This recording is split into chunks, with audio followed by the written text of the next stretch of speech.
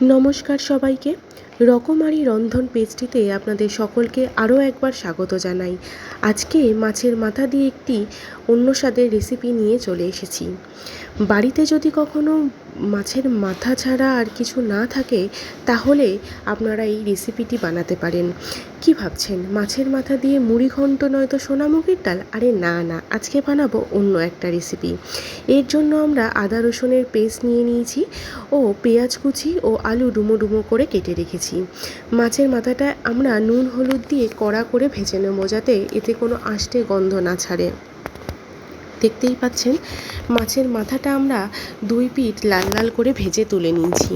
এইবার ওই তেলেই সামান্য সাজিরে ফোড়ন দিয়ে, তেজপাতা ফোড়ন দিয়ে কিছুটা নাড়াচাড়া করে আগে থেকে ডুমো করে কেটে রাখা যে আলুগুলো ছিল, সেগুলো আমরা একে একে দিয়ে দেবো। বাড়িতে যদি মাছ মাংস না থাকে, শুধু থাকে মাছের মাথা, তাহলে এই রেসিপিটি করে দেখতে পারেন। এক থালা ভাত এমনিই খেয়ে নেবেন। আর আপনাদের হাতে যদি খুব বেশি সময়ও না থাকে, তাহলে খুব তাড়াতাড়ি আলুর সাথে একের সাথে একবারে টমেটোও আপনারা দিয়ে ভেজে নিতে পারেন, তাতে কোনো অসুবিধে নেই। দেখতেই পাচ্ছেন, এখানে আমি তেলের ওপর সব একে একে আলুগুলো দিয়ে দিলাম ও টমেটোটাও দিয়ে দিলাম। দিয়ে আমরা একসাথে এটাকে ভালো করে ভেজে নেব। আলুটা একটু ধৈর্য সহকারে ভেজে নিলে তাহলে রান্নাটা করতে বেশি সময় লাগে না ও রান্নার স্বাদটাও বেড়ে যায়।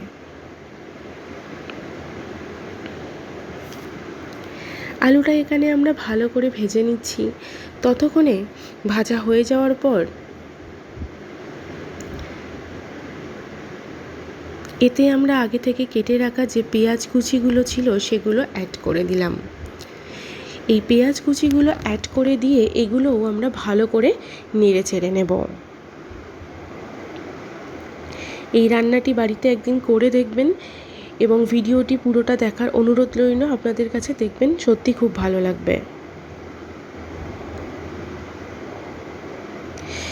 এখানে দেখতেই পাচ্ছেন, পেঁয়াজগুলো অলমোস্ট ভাজা ভাজা হয়ে গেছে, আলুটাও ভাজা হয়ে গেছে। এবার আমরা আগে থেকে পেস্ট করে রাখা আদা রসুনটা দিয়ে দেবো, দিয়ে ভালো করে আরেকটু কষিয়ে নেবো মশলাটা।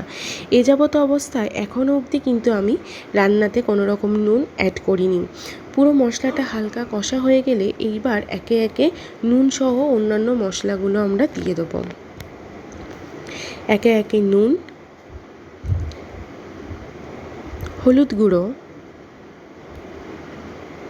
ও যেহেতু আগে থেকে কাঁচা লঙ্কা পেস্ট করে দেওয়া আছে, সেই জন্য রঙের জন্য হালকা কাশ্মীরি লঙ্কা গুঁড়ো আমরা এতে অ্যাড করে দিলাম।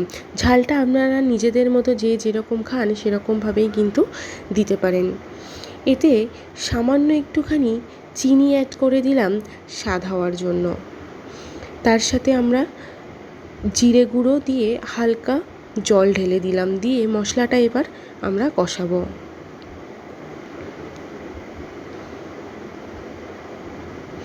এবার আমরা মশলাটা ভালো করে কষাবো।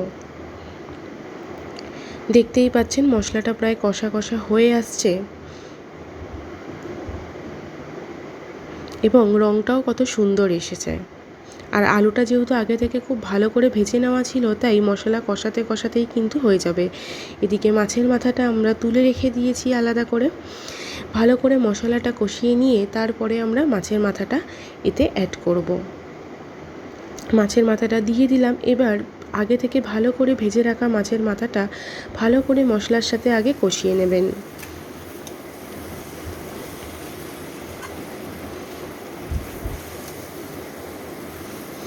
ভালো করে মাছের মাথাটা মশলার সাথে কষিয়ে নেবেন, যাতে এর থেকে কোনো আষ্টে গন্ধ না বের হয়।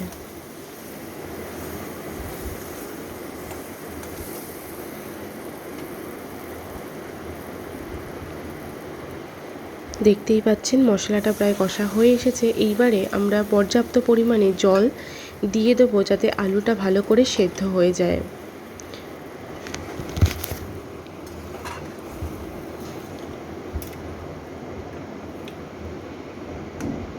জল দিয়ে একটু ভালো করে নাড়াচাড়া করে আমরা এটাকে ঢেকে দেবো।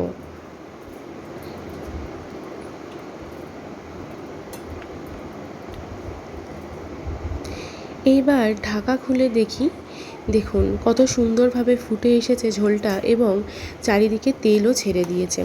এবার আমরা খুন্তির সাহায্যে মাছের মাথাগুলো এক এক করে ভেঙে দেব। আপনারা চাইলে গোটাও রাখতে পারেন, কিন্তু ভেঙে দিলে তরকারির স্বাদটা আরও বেশি বেড়ে যায়। মাছের মাথাগুলো এভাবে আমরা খুন্তির সাহায্যে ভালো করে ভেঙে দিয়ে আর একটু ভালো করে নাড়াচাড়া করে নেব।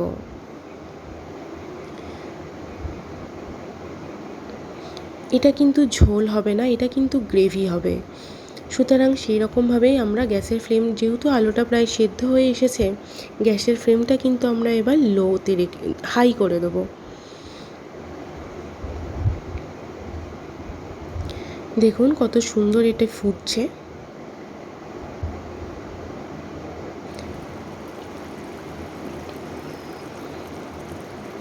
এইবার এটা আমাদের অলমোস্ট হয়ে এসেছে। আমরা আরেকটু নাড়াচাড়া করে নেব।